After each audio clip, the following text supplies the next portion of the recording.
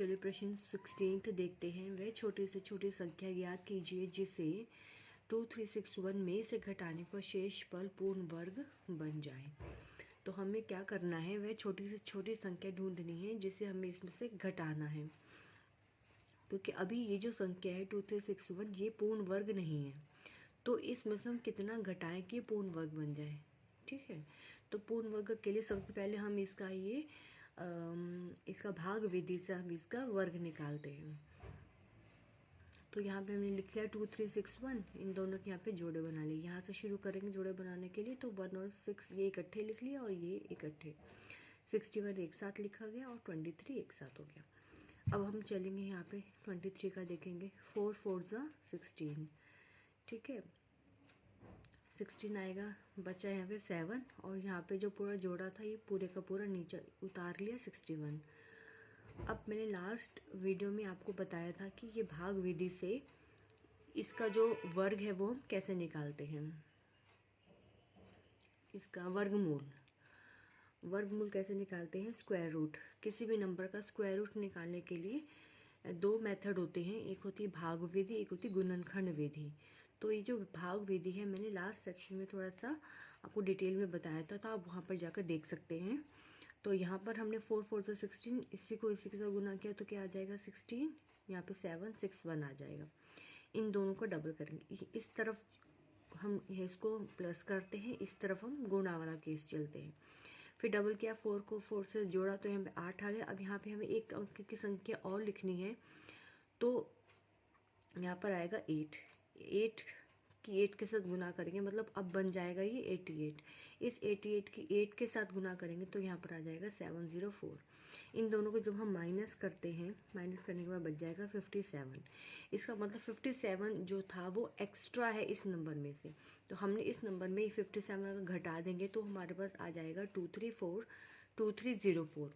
तो जब हम 2304 का अगर हम वर्गमूल लेते हैं तो कितना आता है 48, जबकि 2361 का वर्गमूल नहीं निकल रहा था। वर्गमूल निकलने का मतलब क्या होता है कि यहाँ पर जो बचेगा यहाँ पे बिल्कुल 0 बचना चाहिए। अभी कितना बचे 57, अगर यहाँ पे 0 होता तब हम कह सकते हैं कि 2361 क्या है, एक पूर्ण वर्ग बन गया। पर अभी ये पूर्ण वर्ग नहीं बना, पूर्ण वर्ग में कितना एक्स्ट्रा था 57 एक्स्ट्रा है, तो वो हमने इसमें से माइनस कर दिया। अब बच गया 2304। अब 2304 एक पूर्ण वर्ग संख्या बन गई जिसका वर्गमूल अगर हम निकालते हैं तो कितना आता है 48। अगला चलते हैं प्रश्न नंबर 17 पे। 1875 में किस छोटी से छोटी संख्या से गुणा किया जाए कि गुणनफल पूर्ण वर्ग बन जाए। प्राप्त संख्या का वर्गमूल भी ज्ञात कीजिए। सबसे पहले हमें वह छोटी से छोटी संख्या ज्ञात करनी है। जब संख्या ज्ञात हो जाएगी उसके बाद जो हमें प्राप्त संख्या है उसका वर्गमूल भी हमें निकालना है। तो सबसे पहले जो दी गई संख्या है इसका हम वर्गमूल निकालते हैं। इसका वर्गमूल निकालते हैं तो कितना आता है 1875। इसका हम कौन सी विधि यहाँ पे अपना रहे हैं, पहले वाले केस में भाग विधि की थी, यहाँ पे हमने गुणनखंड विधि से हम इसका देख रहे हैं। तो गुणनखंड विधि से हमने क्या किया, 1875 को सबसे पहले ये को 5 से काट के देखेंगे। ये दूसरी विधि है, जो पहले वाले क्वेश्चन में की थी वो दूसरी विधि से किया था, वर्गमूल निकालना था। अब हमें 1875 को गुणनखंड विधि से देखेंगे। इसको किससे काटेंगे, पहले 5 से कटेगा तो कितना बचेगा 375। 375 फिर से 5 से कटेगा, कटने के बाद कितना बचता है 75। फिर 75 को 5 से कटेगा, फिर 15 बचता है, 15 5 से कटेगा तो 3 बचता है, 3 कटेगा 3 से तो 1 बचता है। अब यहाँ पे कितने आ गए देखिए। अब हमें इसके बाद कितने जोड़े बनाने होते हैं, जोड़े 2 2 के हमें जोड़े बनाने हैं। जोड़े क्यों बनाने हैं, क्योंकि वर्ग का जो रिलेशन होता है नंबर 2 से होता है, ठीक है। सेकंड तो 2 2 के जोड़े बना, 5 के 5 का जोड़ा बन गया, इस 5 का इस 5 के साथ जोड़ा बन गया, बल्कि ये 3 जो है वो खाली रह गया, अकेला रह गया।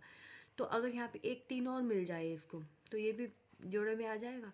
तो यहाँ पे हम कौन से, यहाँ पे क्वेश्चन में क्या है, वह छोटी से छोटी संख्या से गुणा किया जाए, तो इसका मतलब छोटी से छोटी संख्या क्या हो जाएगी 3 हो जाएगी। अगर वह में 3 से गुना हम इसको कर दें तो इसके भी जोड़े में आ जाएगा ये भी, और हमारा जो संख्या हो जाएगी वो पूर्ण वर्ग बन जाएगी। तो अब आंसर क्या हो जाएगा, केवल 3 का जोड़ा नहीं है, अतः 3 से गुना करने पर, तो जो अगर मैं इसको 3 से गुना कर दी जाए, ये संख्या 1875 को 3 से गुना कर दें तो आंसर आता है 5625। ठीक है, और तो पहले पार्ट का आंसर कितना हो गया, छोटी से छोटी संख्या कौन सी हो गई, 3। 3 की हो गई क्योंकि यहाँ पर अगर 3 के साथ गुणा कर दिया जाएगा तो एक जोड़ा और बन जाएगा। जोड़ा बनने से क्या हो जाएगा, इसका जो है वर्गमूल निकल के आ जाएगा। अब प्राप्त संख्या क्या हो जाएगी हमारी, 5625।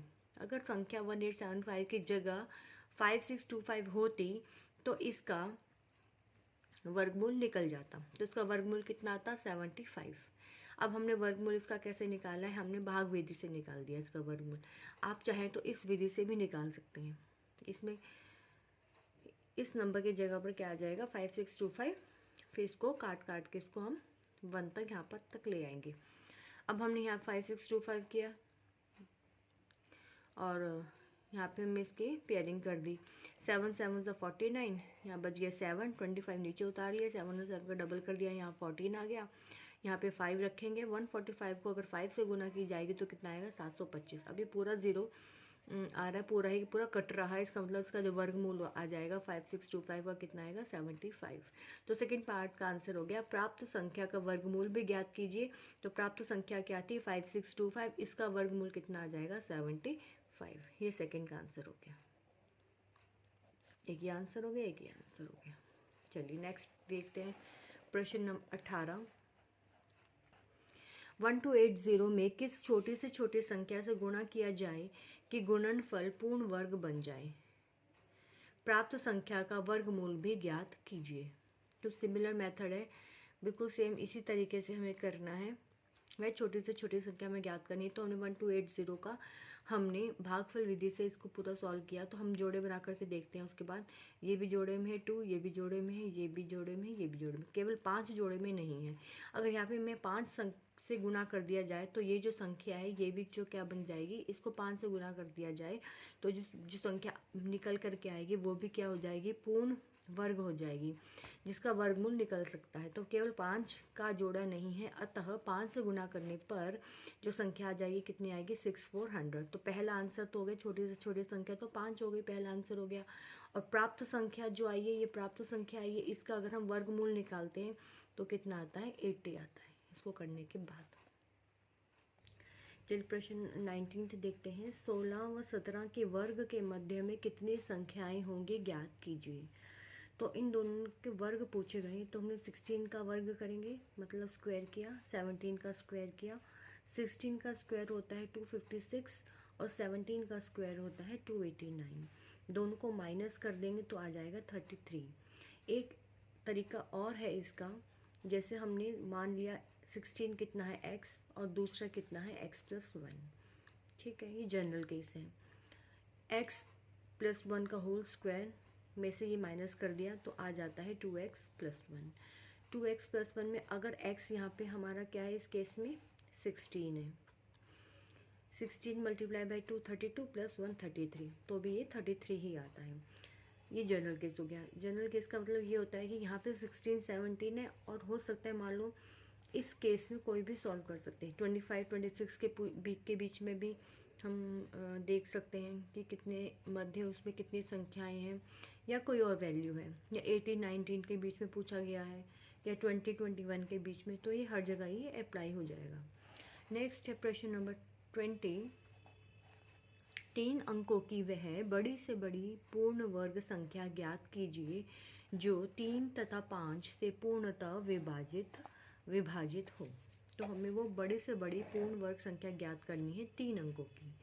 तो सबसे पहले हमें क्या करना पड़ेगा, 3 और 5 का हमें एलसीएम लेना पड़ेगा। यहाँ पे हमने एलसीएम लिया, एलसीएम लेने के बाद कितना आता है, यहाँ पे 15 आता है। तो अगर यहाँ पे 3 भी अकेला है, 5 भी अकेला, अगर 3 को 3 के साथ गुणा कर दिया जाए, 5 की 5 के साथ गुणा कर दिया जाए तो हमें क्या हो सकता है, तो हमें 3 अंकों की वह पूर्ण वर्ग संख्या मिल सकती है जो 3 और 5 दोनों से विभाजित हो। ठीक है, तो हमने 3 को 3 से गुणा कर दिया, 5 को 5 से गुणा कर दिया, तो यहाँ पे लिखा गया लेस है में, ये लेस आ गया 15। इस 15 में अगर मैं इस 15 की गुणा दोबारा से कर दूँ तो जो संख्या आएगी वो पूर्ण वर्ग संख्या हो जाएगी। पहली कंडीशन तो ये है कि पूर्ण वर्ग संख्या हो जाएगी, दूसरी कंडीशन ये है कि वो 3 और 5 दोनों से भी विभाजित हो जाएगी। तो हमें दोनों कंडीशंस को फुलफिल करना है, तो इसलिए हमने यहाँ पे किया 3 को 3 से, 5 को 5 से, तो संख्या आ जाएगी 225। ये आंसर हो गया। नेक्स्ट देखते हैं प्रश्न 21। 4 अंकों की वह छोटी से छोटी पूर्ण वर्ग संख्या ज्ञात कीजिए जो 5 व 7 से पूर्णतः विभाजित हो। बिल्कुल इसी तरीके से ही हमें वो ये भी करना है।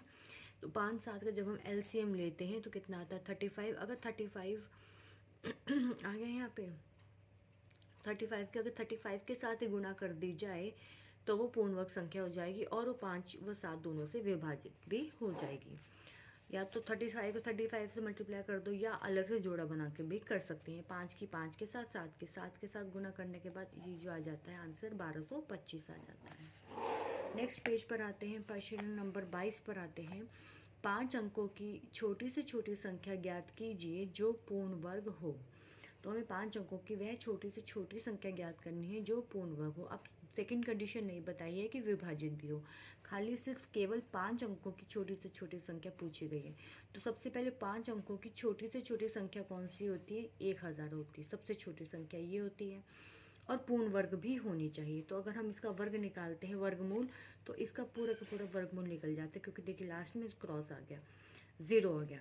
इसका मतलब जो 100 आया है यहाँ पे, इसका मतलब ये जो संख्या है यही सबसे छोटी संख्या है जो पूर्ण वर्ग है। ठीक है, इससे छोटे तो 4 अंकों की हो जाएगी, और ये जो खुद ही पूर्ण वर्ग है तो हम इससे आगे नहीं चलेंगे, क्योंकि यहाँ पे बिल्कुल 0 आ चुका है।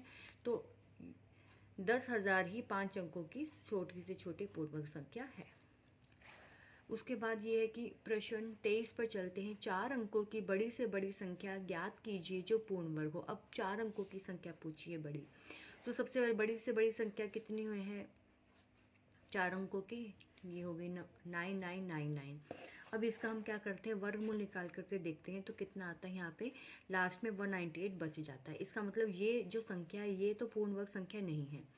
इसमें कितना बच गया? 198। तो 198 अगर इसमें से माइनस कर दिया जाए 999 में से, तो जो संख्या बचेगी वह जो संख्या होगी वो पूर्ण वर्ग संख्या होगी। तो 999 माइनस 198 तो आ जाएगा 9801। अब ये जो संख्या आई है ये एक है, ये आंसर हो जाएगा, ये है 4 अंकों की बड़ी से बड़ी पूर्ण वर्ग संख्या। तो ये हमारा आंसर हो गया। ठीक है, नेक्स्ट देखते हैं, प्रश्न नंबर 24 पर आते हैं। अब हमें इसका मान ज्ञात करना है। यहाँ पे √900 0.09 इस तरीके से इसका आता है 30। इसका करेंगे, सॉल्व करेंगे तो 0.3 आएगा। इसको सॉल्व करते तो आता है 0.003। तो जब हम तीनों को ऐड करते हैं तो आ जाता है 30.303। प्रश्न 25 देखते हैं।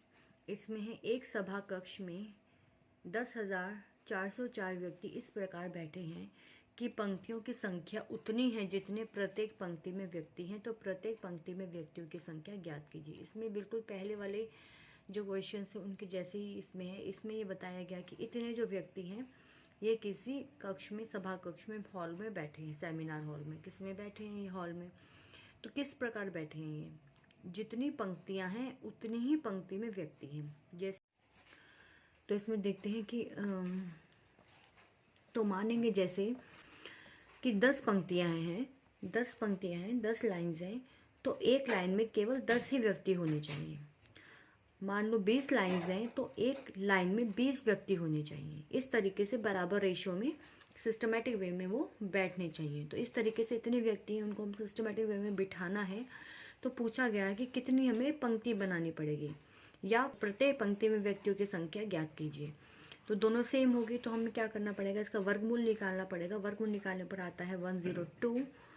तो प्रत्येक पंक्ति में व्यक्तियों की संख्या कितनी है? 102। यही पंक्तियां भी इतनी होंगी, 102 लाइन्स हैं, और हर लाइन में जो व्यक्ति बैठेंगे वो भी कितने बैठेंगे? 102। नेक्स्ट है प्रश्न नंबर 26। एक बगीचे में 2025 पौधे इस प्रकार लगे हैं कि पंक्तियों की संख्या उतनी है जितने प्रत्येक पंक्ति में पौधे हैं। तो पंक्तियों की संख्या तथा प्रत्येक पंक्ति में पौधों की संख्या ज्ञात कीजिए। बिकॉज पहले वाले जैसा क्वेश्चन पूछा गया है, अब रिप्लेस कर दिया गया है यहाँ पे पौधों से। इतने पौधे, इनको हमें इसे सिस्टमेटिक वे में लगाना है। तो इसका हमें क्या लेना पड़ेगा? वर्गमूल। वर्गमूल यहाँ पे आ जाता है 45। इसका आंसर हो जाता है। नेक्स्ट देखते हैं प्रश्न 27। एक विद्यालय में 500 विद्यार्थी हैं। पीटी कराने के लिए विद्यार्थियों को इस प्रकार खड़ा करना है कि पंक्तियों की संख्या उतनी हो जितने प्रत्येक पंक्ति में विद्यार्थी हों। तो इस प्रकार खड़े करने के लिए उपलब्ध विद्यार्थियों में से कम कितने विद्यार्थियों को छोड़ना पड़ेगा। अब यहाँ पे क्या है कि 500 विद्यार्थी हैं, हमें इनको इसे सिस्टमेटिकली खड़े करना है। जितनी लाइन्स हैं उतने ही एक लाइन में विद्यार्थी होने चाहिए। तो पर इसमें हमें कुछ ना कुछ इसमें से घटाना पड़ेगा, तब वो बात बनेगी। तो हमें कितना इसमें से माइनस करना है कि ये पूर्ण वर्ग संख्या बन जाए। तो 500 का में जब हम करते हैं भाग विधि से तो यहाँ पे 16 बच जाता है। तो 500 में से अगर हम 16 को माइनस कर दें, मतलब 16 एक्स्ट्रा है यहाँ पर, 500 को पूर्ण वर्ग बनाने में 16 अधिक है। अगर 500 में से 16 घटा दिया जाए तो कितना आता है 484। तो इसलिए 16 विद्यार्थियों को छोड़ना पड़ेगा। ठीक है। नेक्स्ट प्रश्न 28, ये लास्ट प्रश्न है उसका यूनिट का। प्रश्न नंबर 28। एक विद्यालय में कक्षा 8 के बच्चों ने प्रधानमंत्री राहत कोष में 2401 रुपये दान किए। यदि बच्चों ने उतने ही रुपए दान दिए हों जितने कि उस विद्यालय में बच्चे हों, तो ज्ञात कीजिए विद्यालय में कितने बच्चे हैं। तो वही सेम है वो, मतलब तो उसके मतलब यहाँ पे हम इसका क्या लेंगे, वर्गमूल। तो यहाँ पे आ जाएगा बिल्कुल क्रॉस हो गया, इसके अंदर इसका वर्गमूल आ गया 49। तो बच्चों की संख्या कितनी होगी 49। ठीक है। उतने ही बच्चे दान किए, यदि बच्चों ने उतने ही रुपए दान किए हों तो मतलब कितना आ जाएगा आंसर 49। मतलब 49 बच्चों ने 49 रुपीज़ ही दान किए हैं। तो दोनों बराबर है, इसलिए आंसर आ जाएगा 49। यहाँ पे आंसर आ गया।